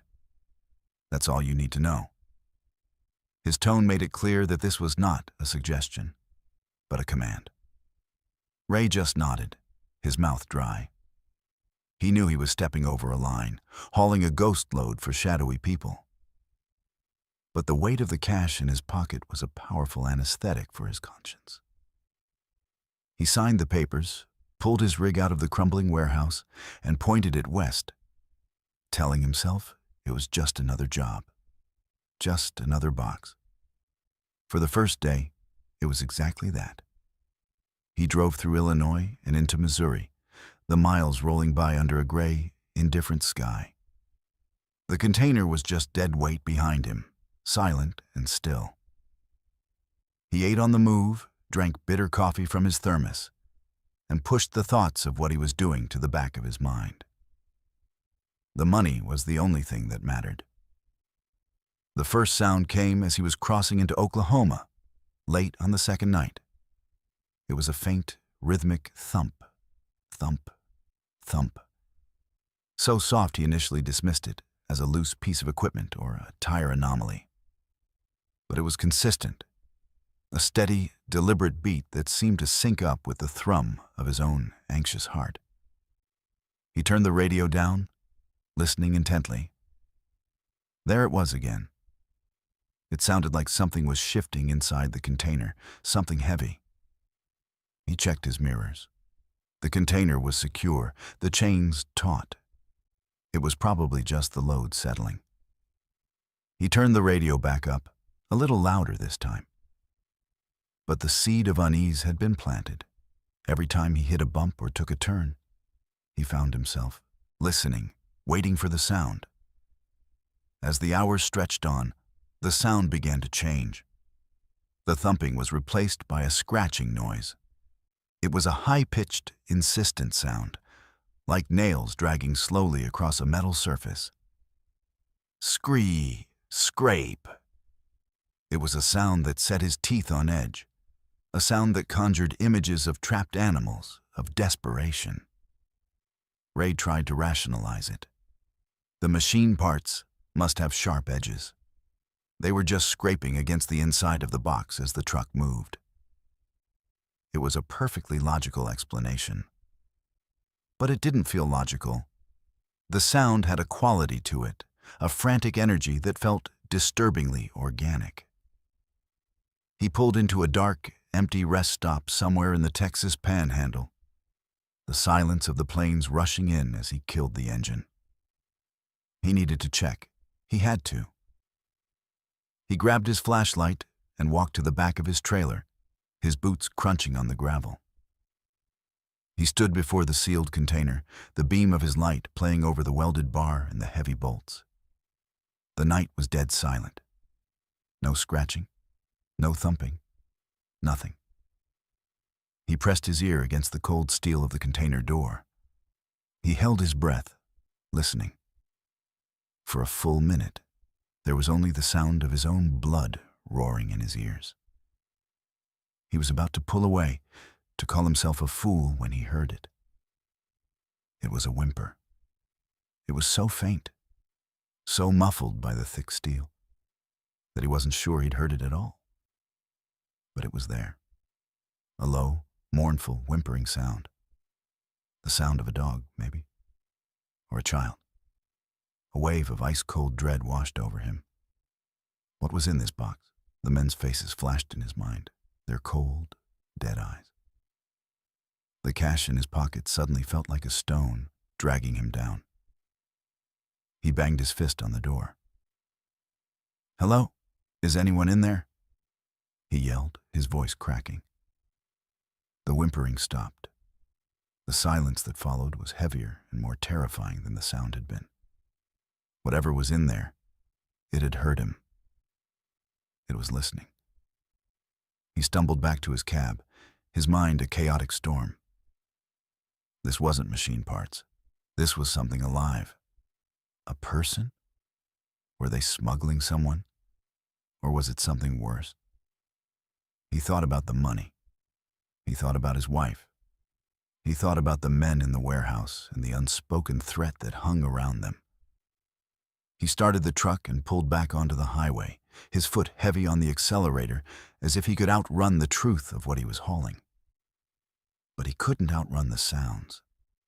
They started again, louder this time, more desperate. The scratching was frantic now, a constant, frenzied scraping that seemed to come from all sides of the container at once. And the whimpering had changed. It sounded less like an animal and more like a human child, crying softly, calling out a word that sounded like "Mama." Ray felt his resolve begin to crumble. Every mile he drove was another mile of complicity. He was a part of this, a part of whatever horror was locked in that box. The moral weight was becoming unbearable. What if a child died in there because he was too scared, too greedy to do anything? That was a stain he knew he could never wash off his soul. By the time he reached the desolate landscapes of New Mexico, he was at his breaking point. The sun was setting, casting long, eerie shadows across the desert. The crying from the container had become a constant, heartbreaking lament. He couldn't take it anymore. To hell with the money. To hell with the men. He pulled the truck over on a long, empty stretch of road, miles from anywhere. He got out, his face set with a grim determination. He grabbed the heavy-duty bolt cutters and a long steel crowbar from his toolbox. He was opening the box. He started with the bolts. They were thick and rusted, and it took all his strength to snap them. The sound of the metal groaning and then giving way with a loud crack that echoed in the desert silence. As he worked, the sounds from inside the container stopped. The sudden silence was unnerving. It was as if the occupant knew what he was doing and was waiting, holding its breath. The only thing left was the welded bar. He wedged the tip of the crowbar under it and threw his entire body weight against it. The metal groaned. He pushed again, a raw cry of exertion tearing from his throat. With a screech of tortured steel, the weld broke. The bar clattered to the ground. The door was unsealed. He stood there for a moment, his breath coming in ragged gasps, his heart hammering. He reached for the handle, his hand trembling. He took one last deep breath and pulled. The heavy steel door swung open with a low, mournful groan. Ray aimed his flashlight into the dark interior, his body braced for whatever he might find. The container was empty, completely, utterly empty. There were no machine parts, no person, no animal. Just a bare steel floor and 4 bare walls. He swept the beam of the flashlight around the interior, his mind struggling to comprehend what he was seeing. Where had the sounds come from? Had he gone insane? Then the beam of his flashlight caught something on the inside of the door he had just opened. He stepped closer, his blood running cold. The entire inner surface of the door was covered in deep, frantic scratch marks, gouged into the thick steel as if by something with claws of iron. They were not the marks of a human. They were the marks of a caged and furious beast. And at the very center of the door, scratched in letters a foot high, was a single, terrifying word. "Thank you." Ray stumbled backward, falling onto the dusty shoulder of the road, his mind reeling. The sounds, the crying, it had all been a trick, a lure. It wasn't a prisoner needing to be saved. It was a predator needing to be released. He hadn't been hauling cargo. He had been a key, driving a locked cage across the country. And he had just turned it. He scrambled back to his cab, not even bothering to close the container door. He drove away, not looking back. The now empty, gaping box on his trailer, a testament to his horrifying mistake. He never went to the airstrip. He drove until his rig ran out of fuel, then he left it on the side of the road, the keys in the ignition, and just walked away. He took the blood money, but it brought him no peace. Because now, every time the wind howls through the lonely places of the world, Ray can't help but listen. He listens for a faint scratching sound, for a child's whimper on the breeze. He knows what he let out of that box, and he knows that it's out there, somewhere in the darkness, and it's free. Let's move to our 7th story. There's a point of exhaustion that goes beyond tired, a state of being where the world starts to fray at the edges. George was deep in that territory. He was pushing through the vast, empty quarter of West Texas, a place where the horizon was a flat, unforgiving line, and the towns were just names on a map, spaced 100 miles apart. His fuel light had been on for the last 40 miles, a tiny, amber beacon of his own stupidity. His stomach was a hollow, aching pit. He'd miscalculated, pushed too hard, and now he was paying the price, crawling along a dark highway in a steel box running on fumes and regret. Just as a real, tangible panic began to set in, he saw it, a light. At first, it was just a faint, hazy glow, but it quickly resolved into a splash of brilliant neon against the oppressive darkness. The sign was a cheerful, looping script that read, "The Starlight Diner, always open." Below the words was a buzzing, blinking coffee cup. It was an oasis, a miracle in the middle of nowhere. George had driven this route a dozen times and had never seen a diner on this stretch. It must be new, he thought, a wave of relief so powerful it almost made him weep. He pulled his rig off the highway and into a surprisingly well-paved, but completely empty parking lot. The diner itself was a classic, prefabricated building of chrome and glass, glowing with an intense, almost clinical brightness that hurt his eyes. It looked pristine, untouched by the dust and decay of the surrounding desert. As he stepped out of his cab, the first thing he noticed was the silence. There was no hum from the neon sign, no sound of kitchen fans, no distant highway noise. The air was unnaturally still and heavy. The bell above the door didn't jingle when he pushed it open. It made no sound at all. The interior was just as bright as the outside, the white linoleum floors polished to a mirror shine. A long red vinyl counter stretched the length of the room, and a jukebox stood silent in the corner. The place was spotless, but it was the kind of clean that felt sterile and unused, like a museum exhibit. A handful of other patrons were scattered throughout the booths, a man in a dated suit reading a newspaper, a young couple sitting across from each other, holding hands but not speaking, an elderly woman staring into a cup of coffee. They all looked up as he entered, their movements perfectly synchronized. They didn't smile or nod.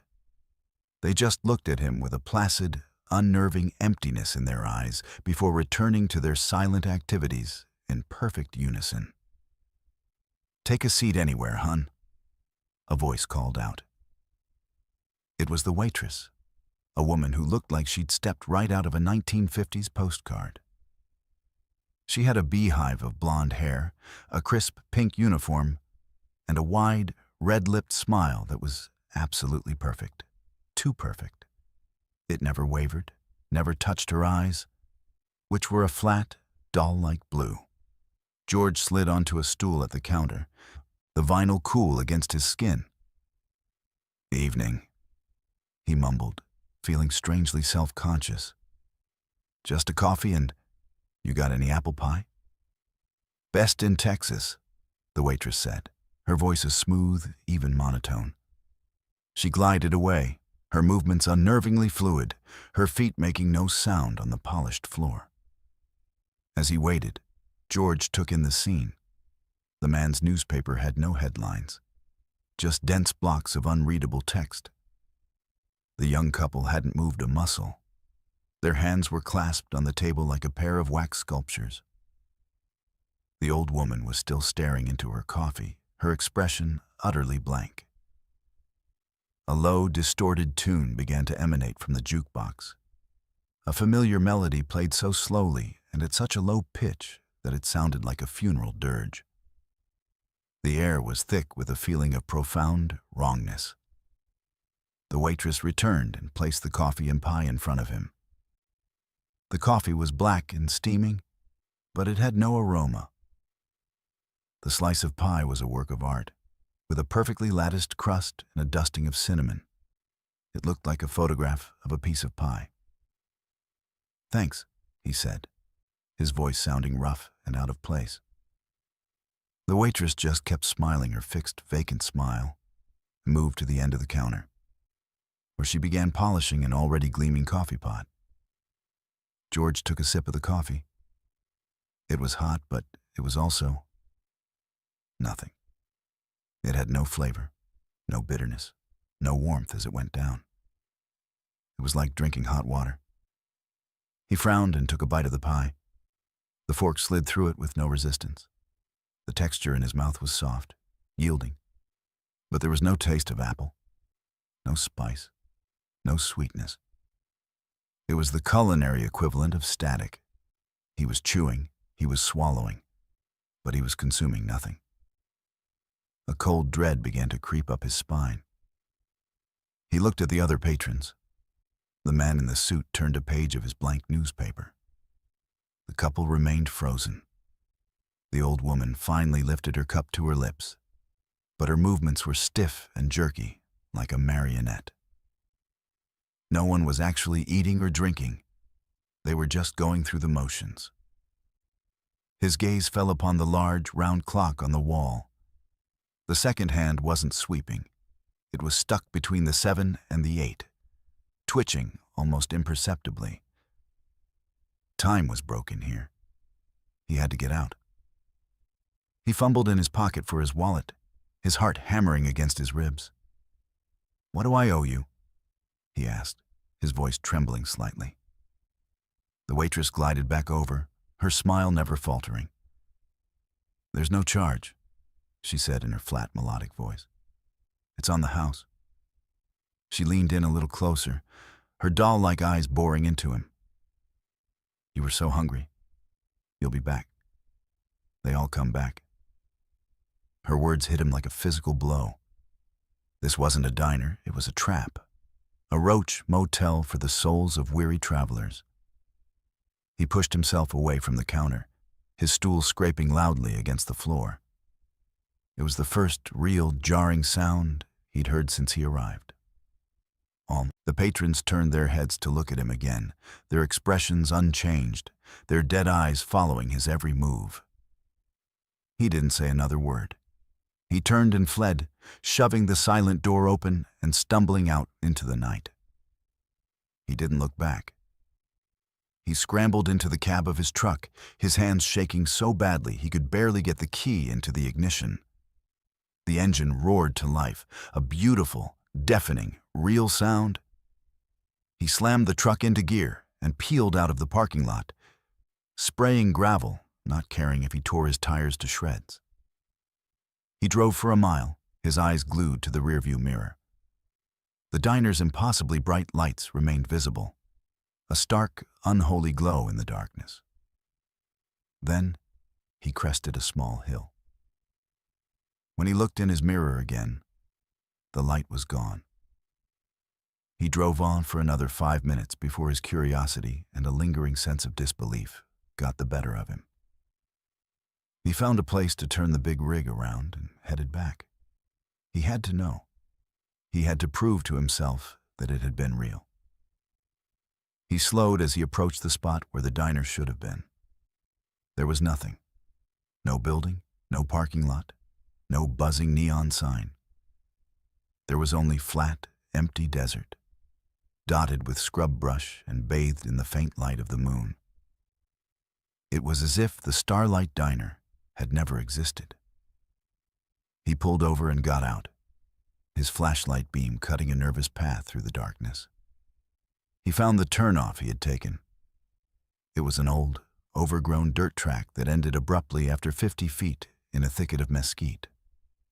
There were no signs of a building, no foundations, just dust and weeds that had clearly been undisturbed for decades. He stood there, stunned into silence. Had he dreamed it all? A hallucination brought on by hunger and exhaustion? He climbed back into his cab, his mind a maelstrom of confusion and fear. As he settled into his seat, his hand brushed against something on the passenger side. He looked down. Lying on the seat was a small cardboard matchbook. It was faded and worn, as if it were 50 years old. On the cover, in a looping, cheerful script, were the words, "The Starlight Diner." George stared at it, his blood turning to ice. It had been real. He looked at his fuel gauge. The needle was pointing to full. He touched his stomach. The hollow, aching feeling was gone. He felt sated, full. But he also felt a profound and terrifying emptiness, a cold spot deep inside him, as if the phantom food had nourished his body, but had taken something essential from his soul in return. He had been a customer at the diner that wasn't there, and he had a horrifying feeling that, just as the waitress had promised, a part of him would always be sitting in that silent, sterile, timeless place. Let's move to our 8th story. The air in the Louisiana bayou is different. It's not just air. It's a thick, wet, living thing that clings to your skin and fills your lungs with the smell of damp earth, sweet decay, and things best left undisturbed. Donnie was hauling a load of PVC pipes down a 2-lane state highway that cut through the Atchafalaya Basin, a road that felt less like a modern convenience and more like a temporary truce with the swamp. On either side, ancient cypress trees draped in Spanish moss stood like silent, skeletal sentinels, their roots lost in the inky black water. It was a place that felt ancient and predatory, a place where the 21st century seemed to hold no sway. It was just after 2 a.m. the hour when the world belongs to ghosts and hunters. Donnie was tired, his eyes gritty from staring into the hypnotic tunnel of his headlights. He was thinking about the greasy but satisfying po' boy he was going to get in Lafayette when a large shape bolted from the dense foliage on his right. There was no time to react. He felt a sickening, heavy thud that vibrated through the entire rig, followed by the high-pitched squeal of his brakes as he instinctively stomped on the pedal. The truck shuddered to a halt, the sudden silence of the cab amplifying the frantic pounding of his own heart. "Damn it," he breathed. The curse a small, inadequate sound in the vast, quiet swamp. He knew the protocol. You don't stop. You call it in, you check your truck for damage when you get to a safe, well-lit area. But you never, ever stop on a dark road in the middle of nowhere. But Donnie wasn't built that way. His father had taught him to respect the animals you share the world with, and the thought of leaving something to suffer on the asphalt gnawed at him. With a heavy sigh, he flicked on his hazard lights, their rhythmic amber flashes painting the surrounding trees in an eerie, pulsing glow. He grabbed his maglite from the passenger seat, a heavy, four-cell beast that was as much a club as it was a flashlight, and climbed down from the cab. The humid air enveloped him instantly. The chorus of the swamp was a deafening symphony of chirping insects and the deep, guttural croak of bullfrogs. He walked toward the front of his truck, the powerful beam of his flashlight cutting a clean, white circle through the darkness. He expected to find a deer, maybe a wild hog. What he found was a mangled heap of fur and flesh lying in a dark, spreading pool on the road. It was a deer, a large buck with a magnificent rack of antlers. Or it had been. One of its front legs was bent back at an impossible, sickening angle, the white of the bone a stark slash against the dark fur. Its neck was clearly broken, twisted in a way that made Donnie's own neck ache in sympathy. A wave of pity and revulsion washed over him. It was a clean kill, at least. Quick! There was no sign of breathing, no twitching. It was just a tragic, inert piece of roadkill. He was about to turn away, to go check his bumper for damage, when the beam of his flashlight caught the deer's eye. It was open, and it was looking right at him. Donnie froze. It wasn't the blank, glassy stare of a dead animal. The eye was clear, dark, and focused. It held a terrifying, unmistakable glint of intelligence, of awareness. He felt a cold knot of dread tighten in his stomach. It had to be a trick of the light, a post-mortem reflex. Animals sometimes twitched after death, but they didn't watch. He took a hesitant step closer, lowering the beam of the flashlight from the eye to the body. He needed to see it breathe, to see some sign of life that would make this less wrong. But the chest was still. The animal was a broken, ruined thing. Yet the eye remained fixed on him, unblinking, following his every move. Then, a sound. It was a low, wet, clicking noise, like a tree branch slowly being bent to its breaking point. Donnie's light snapped back to the deer's head. The buck's neck, the one that was so obviously and horrifically broken, began to move. It straightened itself out, not with the fluid motion of muscle, but with a series of grotesque, disjointed snaps. Crack, click, pop. Bone grated against bone. The head, which had been lolling on the asphalt, slowly lifted, turning to face him head-on. Both of its dark, intelligent eyes were now locked on his. Donnie's breath caught in his throat. This was impossible. This wasn't happening. He was seeing things, a waking nightmare brought on by exhaustion and the eerie atmosphere of the swamp. He took a step back, his boots scuffing on the pavement. The creature on the ground responded. With another series of sickening cracks, the broken foreleg began to pull itself in. It wasn't healing, It was rearranging. The shattered bone seemed to knit itself back together in a way that defied all laws of biology. The leg straightened, the hoof scraping against the asphalt as it found its footing. Then the other legs began to move, pushing the mangled torso upward. It stood, but it wasn't a deer anymore. The proportions were all wrong. It was too tall, its limbs too long and slender. Its joints seemed to bend in the wrong direction, giving it a spidery, unsettling posture.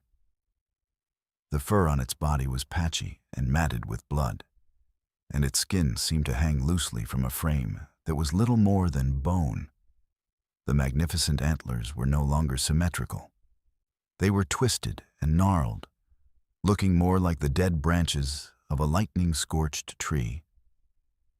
It let out a sound, a low, guttural rattle that seemed to come from deep within its ruined chest.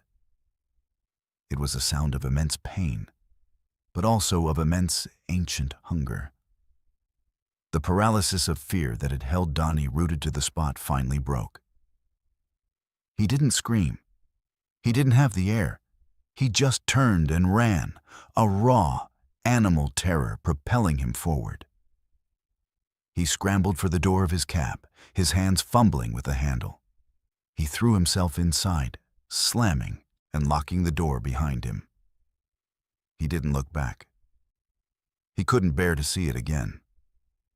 He cranked the ignition, the engine roaring to life with a sound that was a prayer answered. He slammed the truck into gear and stomped on the accelerator. The tires squealed in protest as the rig lurched forward, gaining speed with agonizing slowness. He risked a glance in his side mirror. The creature was standing in the middle of the road, bathed in the red glow of his taillights. It wasn't chasing him. It was just standing there, its head cocked to one side, watching him go.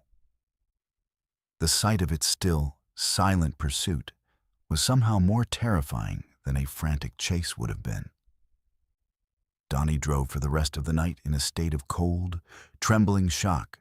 He didn't stop until he reached the outskirts of Houston, pulling into a massive, brightly lit truck stop that felt like a different planet from the dark, primal world of the swamp. He left the truck running, the doors locked, and sat there until the sun came up, chasing the worst of the shadows away. He tried to tell himself it had been a hallucination. He'd been tired, stressed, and the swamp had gotten into his head. He finally got up the nerve to get out and inspect the front of his truck. He needed to see the dent, the blood, the physical proof of the collision that would ground his memory in reality. There was nothing. The bumper was clean. There wasn't a scratch on it, not a single drop of blood, not a speck of deer fur. It was as if the impact had never happened. For a moment, relief washed over him. It had been a dream, a horrifyingly vivid, but ultimately unreal nightmare. He was about to laugh, a hysterical, ragged sound of a man pulled back from the brink, when his eyes fell on the roof of his cab, just above the windshield. There were 3 long, deep gouges scraped into the thick steel, running from the front to the back. They were fresh, the metal underneath gleaming in the morning sun. They looked as if something with enormous, powerful claws had dragged itself across the top of his truck while he was driving. He never drove through the Atchafalaya Basin at night again. But sometimes, when he's on a lonely stretch of road, he'll see a deer standing on the shoulder, its eyes reflecting in his headlights. And for a terrifying, heart-stopping moment, he'll see its head start to turn, its neck beginning to bend at an angle that is horribly, terribly wrong. Let's move to our 9th story. Roy was a man who believed in rules. He followed the hours of service regulations to the minute, kept his logbook immaculate, and maintained his rig with a mechanic's precision. In his 25 years of driving, he'd never received so much as a speeding ticket. He was a professional, a ghost on the highway, who did his job quietly and correctly. The rules were a shield, a way to make the chaotic, unpredictable world of the open road make sense. But on a long, moonless night, on a forgotten stretch of U.S. Route 89A in northern Arizona, Roy was about to learn that some things operate by a set of rules he could never comprehend. The road was a ribbon of cracked asphalt cutting through a vast, geological cathedral. On either side, monstrous red rock formations rose up, their silhouettes like sleeping giants against a star-dusted sky. It was a profoundly empty place, a landscape that made a man feel small and temporary. Roy was hauling a load of medical supplies, and the silence in his cab was broken only by the low rumble of his engine and the soft hiss of the air conditioning fighting a losing battle against the residual desert heat. He saw the lights in his rearview mirror first. They weren't the frantic, flashing strobes of a modern police cruiser. They were just two steady, piercingly bright red lights, mounted on the roof of a car that seemed to rise up out of the road itself. There was no siren, just the sudden, jarring appearance of the lights. Roy's heart gave a little jolt of surprise and annoyance. He glanced at his speedometer. He was doing 55, exactly the speed limit. His taillights were working. He'd checked them at his last stop. What could it be? Following procedure, he signaled, slowed, and pulled his rig onto the wide, dusty shoulder, the truck settling with a weary sigh. He cut the engine, and the immense primordial silence of the desert rushed in. He watched in his mirror as the patrol car, an older model, maybe a Crown Victoria from the 90s, pulled in behind him. It was painted in the classic black and white of the highway patrol, but it was too clean, too perfect. There wasn't a speck of desert dust on its gleaming finish. The driver's side door opened, and a figure emerged. He was tall and lean, his movements economical and precise. He wore the crisp, tan uniform of the Arizona Highway Patrol, complete with a wide-brimmed hat that shadowed his face. He walked toward the cab with a steady, unhurried pace, his boots making no sound on the gravel shoulder. Roy had his license, registration, and logbook ready on the passenger seat. He rolled down his window, the warm, sage-scented night air flooding the cab. "Evening, officer. Was there a problem?"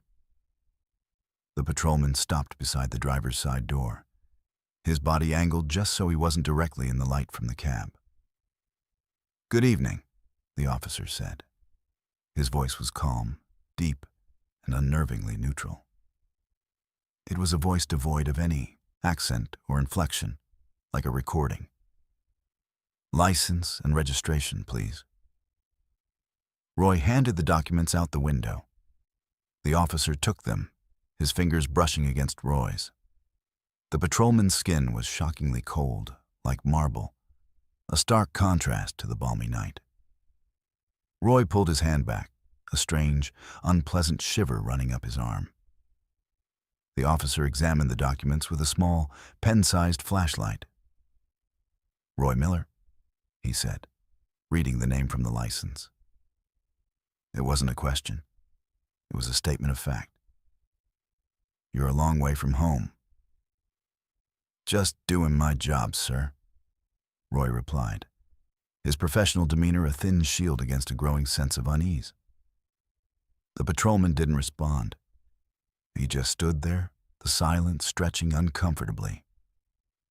Roy shifted in his seat, trying to get a better look at the man's face beneath the hat's brim. "Officer," Roy started, "if you don't mind me asking, what was the reason for the stop?" The patrolman finally looked up from the documents, and Roy felt the air leave his lungs. The man's face was pale and angular, a collection of sharp, severe lines. But it was his eyes that stole Roy's breath. They were completely, utterly black. There was no white, no iris, no pupil.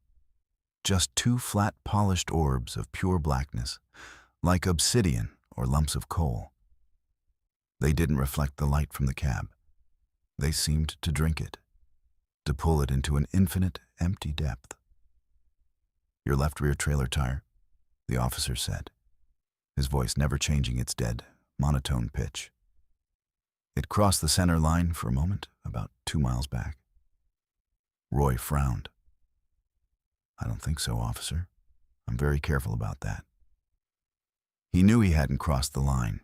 He was certain of it. The patrolman's lips curved into something that might have been a smile, but it held no warmth, no humor. It was just a mechanical parting of his thin, pale lips. "The rules of the road are very precise, Mr. Miller. They exist for a reason. One small deviation can lead to consequences." The way he said consequences sent another chill through Roy. This wasn't a traffic stop. This was something else. "You've been driving for a long time," the officer continued, his black eyes fixed on Roy. He wasn't looking at the documents anymore. 25 years. You've seen a lot of miles, a lot of lonely nights." "That's right," Roy said, his voice a little shaky. How did he know that? It wasn't on his license. "You think about your wife, Susan, on those lonely nights," the patrolman stated. "You think about the argument you had before you left, the things you said, the things you wish you could take back." Roy felt like he'd been punched in the gut. The argument had been a bad one, a stupid fight about bills that had left a sour taste in both their mouths. He'd been replaying it in his head for the last 500 miles. There was no way this man could know that. "Who are you?" Roy whispered, the question he should have asked from the beginning. "I'm just a patrolman," the man replied, his cold smile widening slightly. "I watch the roads. I see who follows the lines and who crosses them, not just the ones painted on the asphalt." He leaned in a little closer, and Roy could feel a palpable cold radiating from him. "I see the line you crossed in Flagstaff in 1998, the motel, the waitress. Susan never knew about that one, did she? But the line was crossed. A rule was broken." Roy's mind reeled. A one-night stand, a stupid, drunken mistake from over 2 decades ago that he had buried under a mountain of guilt and shame. It was a secret he thought he'd take to his grave. This isn't real," Roy stammered, his rational mind trying to fight back against the impossible truth of the situation. "You're not a cop. My uniform is just a formality," the officer said, his voice dropping to a near whisper. "A shape that you can understand.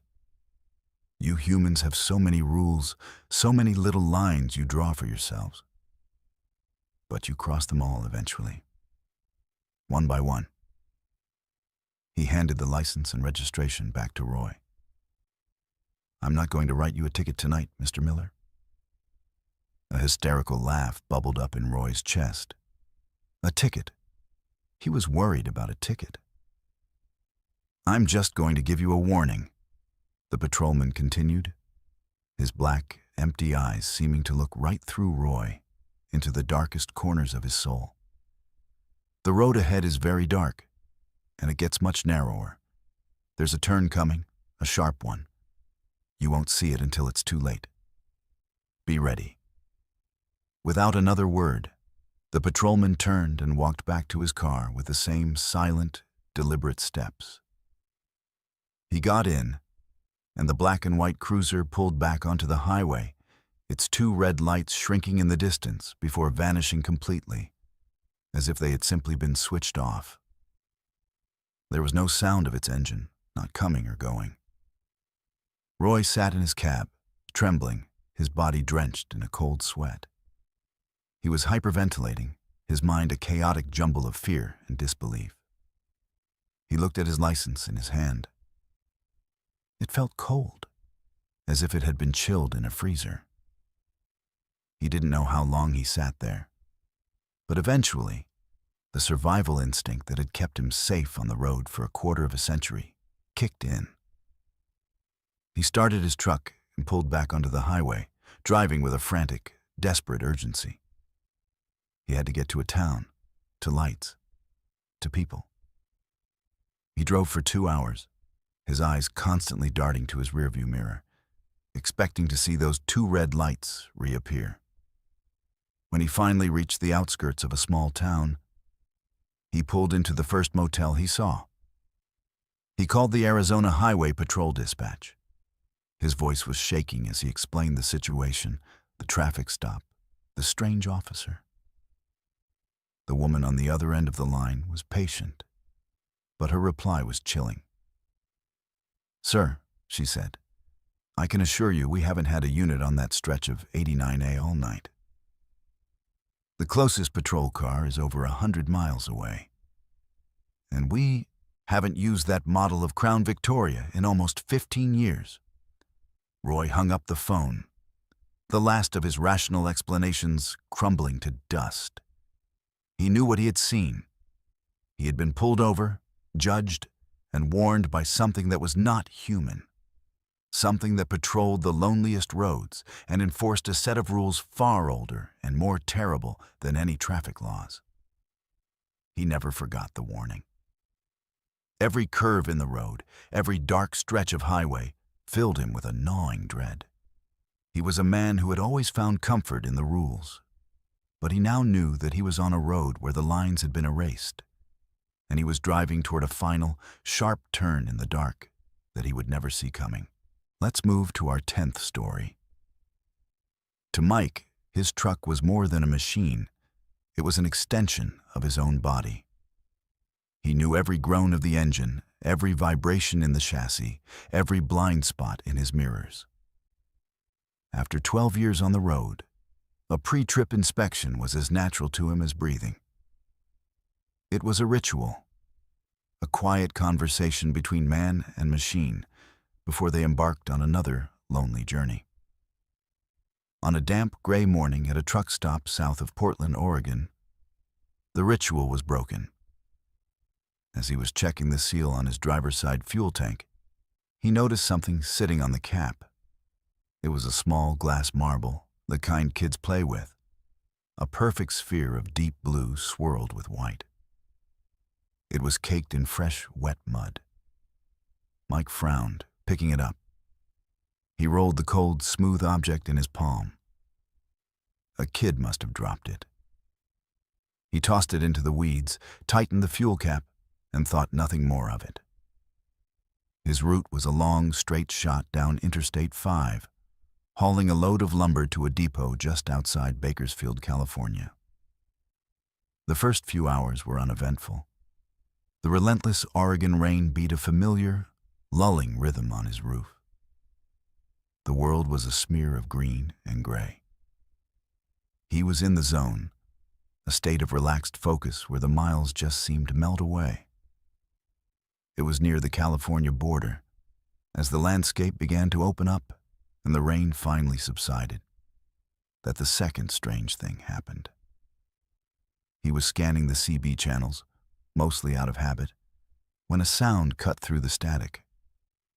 It wasn't a voice. It was music. A tinny, delicate melody, like a child's music box, playing a simple, hauntingly familiar tune he couldn't quite place. It was slightly off-key, the notes sour and discordant. It played for no more than 10 seconds and then vanished, replaced by the empty hiss of the airwaves. Mike fiddled with the dial, but the channel was dead. He shook his head. Weird radio skip. The atmospheric conditions over the mountains could do strange things to a signal. Still, the sad, broken little melody lingered in his mind, an earworm that left a trail of unease. Later that afternoon, he pulled into a large travel center for fuel. The place was bustling, a chaotic ballet of trucks and RVs and cars full of weary families. The noise and activity were a welcome change from the solitude of the cab. He filled his tanks, grabbed a stale hot dog and a coffee, and was back on the road in 20 minutes. As he merged back onto the interstate, he did a routine check of his gauges. His eyes fell on the fuel gauge for the passenger side tank. It was reading half full. That was impossible. He had just filled it to the brim himself, had watched the numbers on the pump spin. He was meticulous about fuel. He had to be. He pulled over onto the shoulder, his heart starting to beat a little faster. He got out and walked around to the passenger side. The fuel cap was gone, not unscrewed and sitting on the side. It was completely gone. And there, on the asphalt, directly below the tank, was a large, dark, shimmering puddle of diesel fuel. Someone had siphoned half his tank, in broad daylight, in a crowded, busy truck stop right under his nose. A cold, angry fear washed over him. It wasn't just the cost of the fuel. It was the violation, the audacity. Someone had been watching him, had waited for the precise moment he was inside paying, and had helped themselves. He scanned the river of traffic flowing past him, wondering if one of those cars, one of those trucks, held the thief.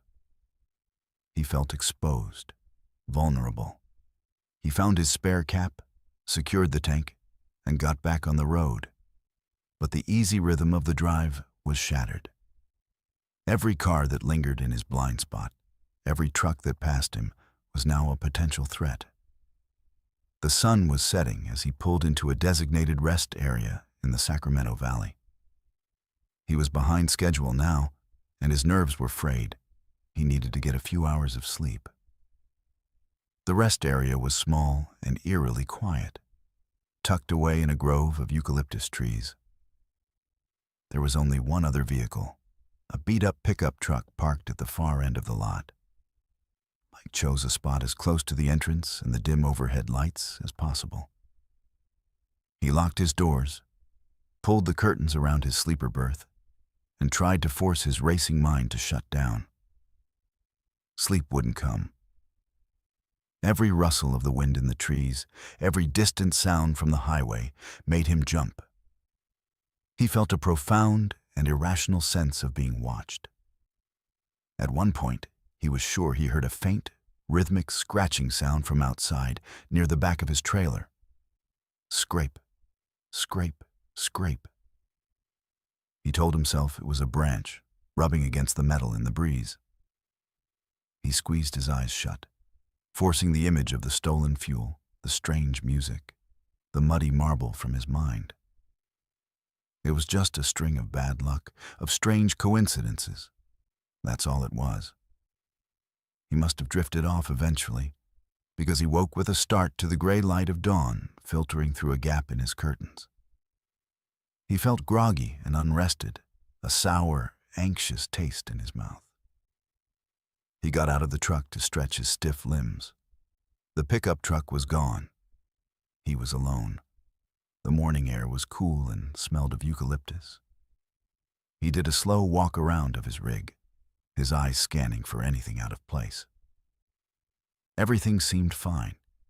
The fuel caps were secure. The tires were good. He was about to climb back into the cab when the low golden angle of the morning sun caught the side of his trailer. It was a standard, unpainted aluminum trailer, its surface dulled by thousands of miles of road grime. But the light revealed something new, a series of lines that weren't supposed to be there. He stepped closer, his heart beginning to pound in his chest. They were words. Someone had taken something sharp, a rock or a key or a knife, and had crudely scratched a message into the dirty metal side of his trailer. The letters were jagged and uneven, filled with a palpable, hateful energy. This was no random act of vandalism. The message was for him. It read, "Your daughter has your eyes. Don't go to Bakersfield." The world tilted on its axis. The air rushed from Mike's lungs. He stumbled back, his hand flying to his mouth, a strangled gasp escaping his lips. His daughter, his sweet, 7-year-old Emily. How? How could they know about her? He had a single wallet-sized photo of her tucked into his sun visor. Had they peered into his cab while he slept? The thought was a physical violation that made him feel sick to his stomach. The marble, the music box, the stolen fuel. They weren't random events. They were messages. They were a prelude. They were someone toying with him. A cat playing with a mouse before the final, killing bite. This wasn't a simple thief or a vandal. This was something deeply personal, deeply malevolent. His hands shaking uncontrollably, he pulled out his phone and called his wife. His voice was a choked, panicked whisper as he asked if everything was okay, if Emily was safe. His wife, still half asleep, reassured him that everything was fine. Emily was in her bed, sleeping soundly. But the reassurance did nothing to quell the terror that had taken root in his soul. The threat wasn't in the past, it was in the future. Don't go to Bakersfield. He called the police. A state trooper arrived 20 minutes later, his expression a mixture of boredom and mild concern. He took a report, examined the scratches, and asked the standard questions. Did Mike have any enemies? Had he been in any altercations on the road? The trooper was professional, but Mike could see it in his eyes. To him, this was just a weird prank, a particularly nasty bit of graffiti. There was nothing they could do. But Mike knew this was no prank. He was a target. Someone, for some unknowable reason, had been following him for hundreds of miles, watching his every move, learning the intimate details of his life. And they were waiting for him. He sat in his cab for over an hour, paralyzed by fear and indecision. His entire life was built on schedules and destinations. He had a load of lumber that had to be in Bakersfield by noon. But the words scratched on his trailer were a stark, terrifying ultimatum. He looked at the photo of his daughter, at her bright, smiling eyes, so much like his own. He started the engine. He pulled out of the rest area and back onto the interstate. But when he reached the junction for Highway 99, the main artery to Bakersfield, he didn't take it. He stayed on Interstate 5, heading south, away from his destination.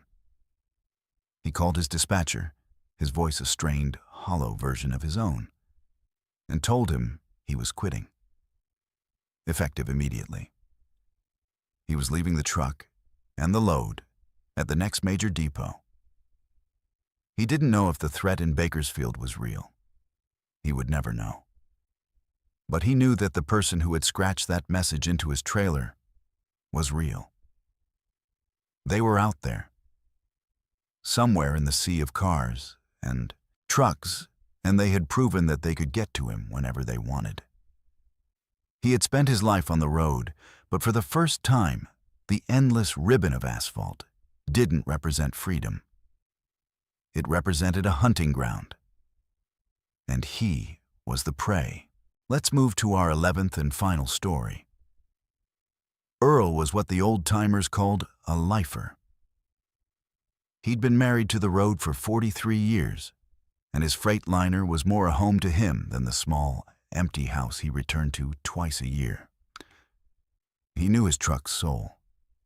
He could diagnose a misfiring injector by the tremor it sent through the floorboards and tell the difference between a flat inner dual and a flat outer dual by the subtle shift in the steering wheel. His truck was a part of him, an obedient, powerful beast of steel and diesel that did exactly what he commanded. The concept of it acting on its own was as alien to him as the idea of his own hand suddenly deciding to strangle him. He'd pulled into a quiet, tree-lined rest stop in the Blue Ridge Mountains of Virginia, the air cool and smelling of pine. He was ahead of schedule, a rare luxury. and decided to get a solid 4 hours of sleep before tackling the winding mountain roads at dawn. He drew the thick curtain separating the cab from the sleeper berth, the familiar action of final, comforting ritual before sleep. He was out before his head even fully settled on the pillow. He awoke not to the buzz of his alarm, but to a gentle, rocking motion. For a groggy, disoriented moment, he thought he was dreaming. But the feeling was too real. It was the familiar, deep-seated rumble of the Cummins engine, the rhythmic sway of the chassis navigating a curve, the faint hiss of the air brakes. His eyes snapped open in the darkness of the berth. The truck was moving. A jolt of pure adrenaline shot through him, vaporizing the last remnants of sleep. His first thought was a hijacking. Someone had broken in, hot-wired the truck, and was stealing it with him still inside. He'd heard stories, but they were rare, almost mythical. He fumbled in the dark, his heart a frantic drum against his ribs, and ripped the curtain back. The cab was empty. Earl stared, his mind refusing to process the impossible sight before him. The driver's seat was vacant, yet the truck was not just moving, it was being driven.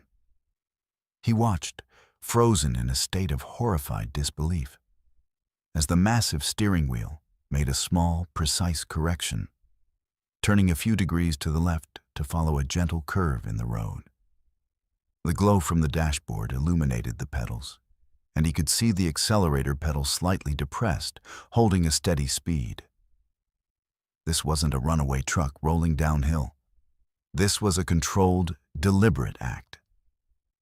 He scrambled over the console and fell into the driver's seat, his hands instinctively grabbing for the wheel. It felt like trying to turn a column of solid steel. It wouldn't budge. It fought his grip with a silent, immense force, continuing its steady, ghostly guidance. He stomped on the brake pedal with all his might. Nothing happened. The pedal was stiff, unyielding, as if it were welded to the floor. Panic, raw and primal, clawed at his throat. He reached for the ignition, his fingers closing around the key. He twisted it, trying to kill the engine. The key wouldn't turn. It was locked in the on position. He tried the gear shifter, hoping to throw the truck into neutral. It was fused in place. "What the hell is going on?" he screamed, his voice a ragged, terrified sound that was swallowed by the steady drone of the engine. He was a prisoner in his own cab, a helpless passenger in a machine he had commanded for over 1,000,000 miles. He looked out the windshield. They weren't on the interstate anymore. The truck was navigating a narrow, 2-lane country road he didn't recognize, flanked by a dense, impenetrable wall of trees. The moon was hidden behind a thick cloud cover, and the only light was the twin beams of his headlights, cutting a lonely path into the oppressive darkness. He grabbed his phone. No service, of course. The GPS screen on his dash was dark, lifeless. He was being taken somewhere, pulled along by an unseen, unknowable driver. The truck sped up, its engine roaring as it climbed a steep grade, then slowed with impossible smoothness as it descended the other side. It was being driven with a skill that bordered on supernatural, its movements fluid and confident in the pitch-black night. He began to feel a presence in the cab with him. It wasn't something he could see, but a palpable, malevolent intelligence that filled the small space. The air grew cold, a deep, unnatural chill that had nothing to do with the air conditioning. The radio crackled to life, the dials spinning wildly through the frequencies, a chaotic storm of static, snippets of old-timey music, and distorted, whispering voices. "Who's doing this?" Earl yelled at the empty air. "What do you want?" The radio stopped its frantic search, settling on a dead channel. From the speaker, a single clear sound emerged, the faint, tinny melody of a child's music box.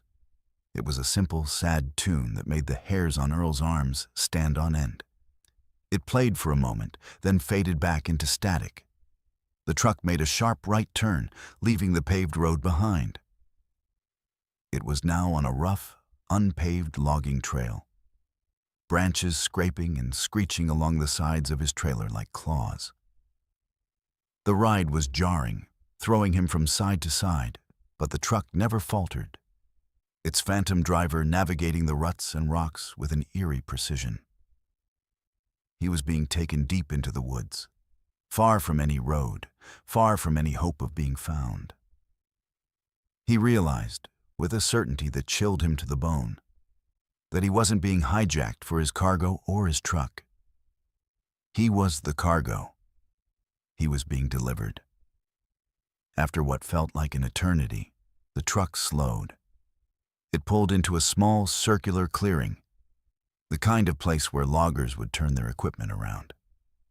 The trees formed a tight, suffocating circle around the clearing, their branches blocking out what little starlight there was. The truck rolled to a perfect stop in the exact center of the space. The engine cut out. The sudden, absolute silence was more terrifying than the roar of the engine had been. The headlights flicked off, plunging the world into a blackness so complete that Earl couldn't see his own hands in front of his face. He sat there, his breath held tight in his chest, every nerve screaming. Thud. A loud metallic sound echoed through the cab. The driver's side door had just locked itself. Thud. The passenger side. He was sealed in. He threw his shoulder against the door, but it was like hitting a wall of solid rock. He was entombed in his own truck, in the middle of a dark forest, miles from civilization. He sat in the driver's seat, trembling, his eyes straining against the impenetrable darkness, listening. He was no longer a trucker. He was bait. He was a sacrifice, delivered to this dark, unholy altar. The carefully constructed world of rules and mechanics he had lived in for 43 years had been peeled back to reveal an abyss of impossible, malevolent horror. He didn't know how long he waited. It could have been minutes or hours. Time had ceased to have meaning. All he knew was the cold, the silence, and the suffocating darkness. And then he heard it. A sound from outside, the soft, deliberate crunch of a single footstep on the dry leaves. And then another. Something was approaching the driver's side door, and it was taking its time,